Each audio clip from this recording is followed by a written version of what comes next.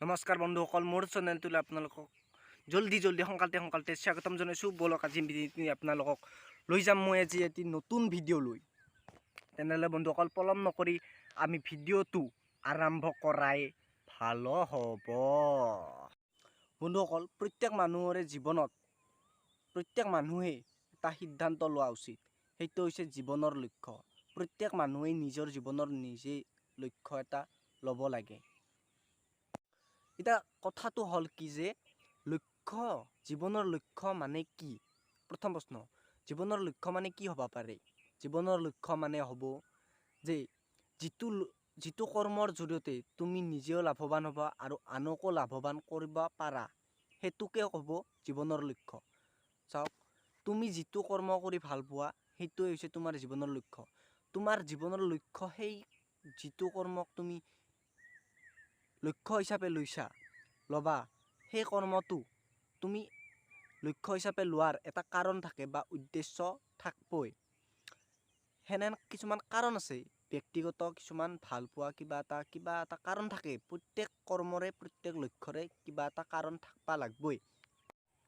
আচলতে বন্ধুসকল, এটা সিদ্ধান্ত প্ৰত্যেক মানুহে নিজেই ল'ব লাগে। সেইটো হৈছে নিজৰ জীৱনৰ লক্ষ্য। এইটো সঁচা কথা। এই বস্তুটো প্ৰত্যেক মানুহেই নিজেই নিজৰ লক্ষ্যটো নিজেই সিদ্ধান্ত গ্ৰহণ কৰিব লাগে। আচলতে চাকৰি কৰাটোৱে ধৰিলেও জীৱনৰ লক্ষ্য নহয়। বহুতে ভাবে যে কিছুমানে কথাতে কয় যে চাকৰি নহ'লে মিছাই, চব মিছা, চৰকাৰী চাকৰি লাগে। আচলতে কিয় লাগে? চৰকাৰী চাকৰি লাগে, কিছুমান যায় যিটো বিচাৰে আৰু কিছুমানক লাগে, কিছুমানক নালাগে। তুমি চৰকাৰী চাকৰিটো ভাল পাব লাগিব না। তুমি যিটো চাকৰি কৰবা, তুমি যিটো কৰ্ম কৰবা, সেইটো তোমাৰ সেই কৰ্মটো তোমাৰ প্ৰিয় হ'ব লাগিব। তেতিয়াহে তোমাৰ সেই কৰ্মটোৰ প্ৰতি ইণ্টাৰেষ্ট থাকিব। আৰু ইণ্টাৰেষ্ট নোহোৱাকৈ কোনো কাম কৰবা নোৱাৰি, আৰু কৰিলেও সেই কামটো সুচাৰুৰূপে ভালদৰে কৰবা নোৱাৰি। সেইটো হৈছে প্ৰধান মেইন কাৰণ। গতিকে তুমি জীৱনৰ সিদ্ধান্ত কি হ'ব, তোমাৰ জীৱনৰ সিদ্ধান্ত কি হ'ব, সেইটো তুমি নিজে ডিপেণ্ড কৰবা লাগিব, নিজেই সিদ্ধান্ত ল'ব লাগিব। আৰু সিদ্ধান্তটো সেইটো আপুনি সেইটো নিজে আহি যায়। মই অমুক হ'ম, মই অমুক কৰিম, অমুক কৰি মই মোৰ নিজৰ লগতে আন বেলেগকো সহায় কৰা হ'ব, আৰু বেলেগৰো সহায় হ'ব, মোৰো এটা ভাল হ'ব আৰু এনেকা বস্তুটো। এতিয়া কথাটো হ'ল কি বন্ধু, জীৱনৰ লক্ষ্য কি হ'ব? জীৱনৰ লক্ষ্য যিকোনো হ'ব পাৰে। প্ৰত্যেকজন ব্যক্তিয়ে যিটো কৰ্ম ভাল পায়, যিটোৰ দ্বাৰা তেওঁ আনকো উপকৃত কৰিব পাৰিব আৰু নিজেও উপকৃত হ'ব পাৰিব, সেইটো আৰু তেওঁৰ কৰ্মৰ প্ৰতি সেই যিটো কৰ্ম তেওঁৰ জীৱনৰ লক্ষ্য হিচাপে লৈছে, সেই কৰ্মটোৰ প্ৰতি তেওঁৰ একান্ত আগ্ৰহ থাকিব লাগিব আৰু বিশ্বাসো থাকিব লাগিব, মই হ'ব পাৰিম, হ'ব লাগিব। আৰু বন্ধুসকল, এটা কথা, যিজন ব্যক্তিয়ে যিটো কৰ্ম কৰিব, আচলতে কৰ্ম কি? চাকৰিটো এটা কৰ্মই। ধৰি লওক খেতি কৰাটোৱে যে এটা কৰ্ম, বা চাকৰি কৰাটো যে কৰ্ম নহয়, সেইটো কথা নহয়। চাকৰিটোও কৰ্ম, খেতিটোও কৰ্ম, আচলতে দুয়োটাৰ সমানেই। কিন্তু আমি বৰ্তমান সমাজত কেনেকুৱা হৈছে যে চাকৰি কৰাটোক আমি উচ্চ সন্মান দিওঁ আৰু খেতি কৰাজনক আমি নিম্ন সন্মান দিওঁ, কম সন্মান দিওঁ। এইটো হ'ব নালাগে বন্ধুসকল। কথাটো হ'ল, মেইন কথাটোক লৈ আহিছোঁ যে আপুনি কি বুলি কয় এইটো, জীৱনৰ লক্ষ্য কি? আপুনি যিকোনো হ'ব পাৰে, ডাক্তৰ হ'ব পাৰে, ইঞ্জিনিয়াৰ হ'ব পাৰে, কিবা যি নহওক, অভিনেতা হ'ব পাৰে, যি নহওক হ'ব পাৰে আপোনাৰ, সেইটো আপোনাৰ নিজৰ ওপৰত। সেইটো আপুনি নিজে যাতে সেইটোৰ দ্বাৰা আপোনাকো উপকাৰ কৰিব পাৰে আৰু নিজেও উপকৃত হ'ব পাৰে, এইটো হ'ব আপোনাৰ জীৱনৰ লক্ষ্য। ধৰি লোৱা হ'ল, আপোনাক কোনোবা এজন ব্যক্তিয়ে সুধিলাক, তই কি হ'ব বিচৰা? ধৰি লওক, কি জীৱনৰ লক্ষ্য কি হ'ব বিচৰা? কিন্তু আপুনি ক'লাক মই অমুক হ'ব বিচাৰোঁ।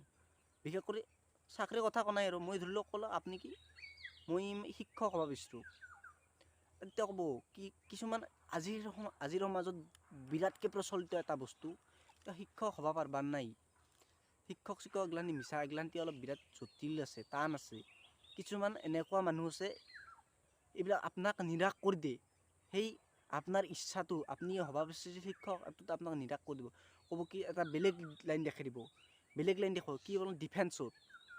আৰ্মিত চাকৰি কৰে, কিবাহত চাকৰি দাউৰা এৰা কৰে, এইৰকম বস্তুটো তাতে চাকৰি ল'বা সুবিধা।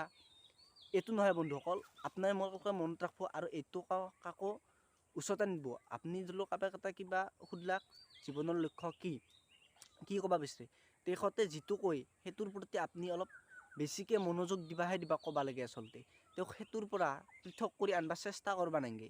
কাৰণ তেওঁ যিটো উদ্দেশ্য, তেখেতে কিবা এটা উদ্দেশ্য লৈহে তেওঁৰ জীৱনৰ লক্ষ্যটো থিৰাং কৰে। আচলতে প্ৰত্যেক ব্যক্তি কিবা এটা উদ্দেশ্য লৈহে নিজৰ জীৱনৰ লক্ষ্যটো থিৰাং কৰে।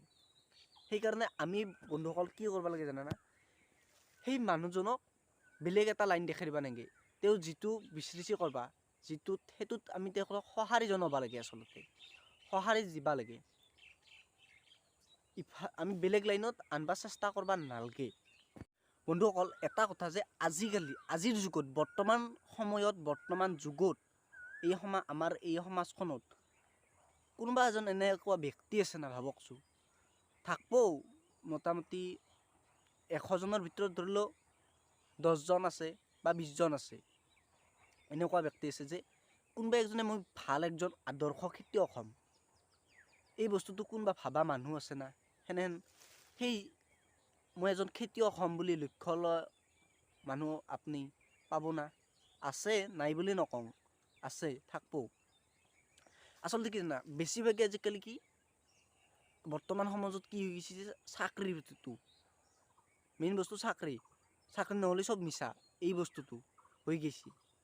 আচলতে এইটো হ'ব নালাগে। কিছুমানে ব্যক্তিগতভাৱেও সি চাকৰি কৰিব নোৱাৰে, সিয়াৰ ইচ্ছা নাই, সি এইটো চাকৰিটো ভাল নাপাব পাৰে, সেইটো একো ডাঙৰ কথা নহয়। সেইটোত তেওঁক ইণ্টাৰেষ্ট দিব নালাগে। সেইটোত ঠেলিয়ে গৈতে সোমাই দিয়া বস্তু নহয়। য'ত ইণ্টাৰেষ্ট, যিটো কৰিব বিচাৰিছে সেইটোত সঁহাৰি জনাব লাগে। আচলতে এটা কথা কওঁ, মই এতিয়া জুবিনদাৰ এটা কথা হ'ল কি, একবাৰ কি হ'ল, এটা মানুহে মোক সুধিলাক জুবিনে বৰ্তমান কি কৰি আছে, জুবিনে গান চানো ওলোৱা নাই দেখোন। মই কৈছোঁ কি, সি কাম কৰি আছে। কি কাম কৰি আছে সি জুবিনে কাম নকৰে নহয়, গানহে গায়, সেনেকৈ ক'লা। বোলো গানহে গায়, হয়তো। মই তেতিয়া হাঁহি উঠছি মোৰ। কিয় তাক কিয় উঠলাক মই কৈ আছোঁ যে জুবিনে গান গায়, গান গাওঁটো এটা কাম। কৰ্ম অভিনয়তো কোনেও কৰ্ম কৰিবই লাগিব। কৰ্ম নকৰিলে তেখেতে ক'ৰ পৰা উপাৰ্জন হ'ব? উপাৰ্জন কৰিব, জুবিনদাৰ উপাৰ্জন ক'ৰ পৰা হয়? গানৰ পৰা। গান গাই তেওঁ কাষত গায়ক, কাৰণ তেওঁৰ গানটো হৈছে কৰ্ম, গান হৈছে কৰ্ম, হয়নে নহয় বন্ধুসকল? এইটো বস্তুটো বন্ধুসকল, আপুনি এজন ভাল খেতিয়ক হ'বও পাৰে। জীৱনৰ লক্ষ্য আপোনাৰ হ'ব পাৰে এজন খেতিয়ক হোৱা। এইটো কিন্তু বেছিভাগে নাভাবে, মই এজন খেতিয়ক হ'ম, ভাল খেতিয়ক, এই কথাটো নাভাবে। বন্ধুসকল এটা কথা লক্ষ্য কৰিব যে আমাৰ অসমতে ধৰিলোঁ বা ভাৰততে এজন চাকৰিয়ালে যিমান টকা এক মাহত উপাৰ্জন কৰে, তাতকৈ বেছি উপাৰ্জন কৰি আছে এজন খেতিয়কে। বন্ধুসকল, এজন খেতিয়কে এজন চাকৰিয়ালতকৈ মাহত বেছি টকা উপাৰ্জন কৰে। কাৰণ কিয়? চাওক, তেখেতে খেতিটো হৈছে এটা কৰ্ম, চাকৰিটো এটা কৰ্ম। খেতি কৰ্ম কৰি এজন ব্যক্তিয়ে চাকৰিতকৈও বেছি উপাৰ্জন কৰিব পাৰে। কাৰণ খেতিটোত তেওঁৰ মন আছে, খেতিটোত তেওঁ জীৱনৰ লক্ষ্য হিচাপে লৈছে। তেওঁৰ খেতিৰ জৰিয়তে খেতিত তেওঁ বেলেগ মানুহক নিয়োগো কৰিছে। সেই খেতিৰ দ্বাৰাই তেওঁ ওচৰৰ পাজৰৰ মানুহখিনিক ধৰি লওক উপকৃতও কৰিব পাৰিছে। এনেকুৱা বস্তুটো তেওঁৰ অন্তৰৰ পৰা খেতিৰ প্ৰতি তেওঁ আগ্ৰহী, খেতিয়ক হ'বৰ বিচাৰিছে। আপুনি যদি হ'ব পাৰে ইণ্ডিয়ান নাম্বাৰ 1 ফাৰ্মাৰ হ'ব পাৰে। যদি হৈ, বন্ধুসকল এটা কথা হ'ব, পৃথিৱীত কিমান মানুহ আছে? পৃথিৱীতো বাদ দিয়ক, আমাৰ অসমতটো কৈছোঁ, মেইনলি অসমত আমাৰ যিমান মানুহ আছে সিমান চাকৰিৰ পদ আছে না? ভাবকচোন কথাটো। অসমততো ইমান মানুহ আছে, যিমান মানুহ আছে সেই হিচাপে, সেই অনুপাতে চাকৰি সিমান আছে না? চাকৰিৰ পদ সিমান আছে না? নাই। গতিকে চাকৰিটোক মেইন উদ্দেশ্য হিচাপে নল'ব বন্ধুসকল। যিসকলৰ আছে, যিটোৰ ইণ্টাৰেষ্ট আছে, সেইটোৱে কৰিব লাগে আচলতে, যাৰ যিটো। আৰু আমি বেলেগৰ কথা শুনি কেতিয়াও, আপুনি বেলেগৰ কথা শুনি কেতিয়াও আপোনাৰ লক্ষ্যৰ স্থিতি সলনি নকৰিব। এইটো মোৰ অনুৰোধ। বন্ধুসকল তেনেহ'লে আজিলৈ ভিডিঅ'টো ইমানতে সামৰণি মাৰিছোঁ।